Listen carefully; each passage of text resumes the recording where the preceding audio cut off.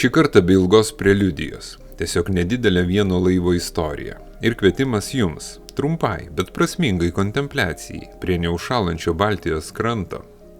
Nors ši istorija trumpa, jis svarbi visam pajūrio kraštui.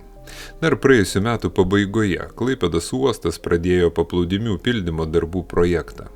Gilinamas uosto išorinis laivybos kanalas, o iškastas švarus jūrinis smėlis perkeliamas prie Melnragės Girulių paplūdimių. Taip ne tik puoselėjimas paplūdimio ruožas, kuris kasmet, ypač po stiprių audrų, vis siaurėja, bet ir palaikomas saugus uosto navigacijos kanalo gylis.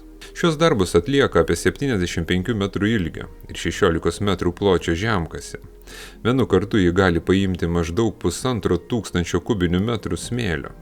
Kol šis laivas darbuojasi vasaros sezono labui, kai pajūrio paplūdimius užplūs poilsiautojų minios, mes kviečiame pasigrožėti ramiu, žiemišku pajūriu, palaipsniui besileidžiančios saulės fone. Kaip visada, tikimės, kad palaikysite šį kanalą savo patiktukais ir komentarais. Ačiū, kad esate kartu.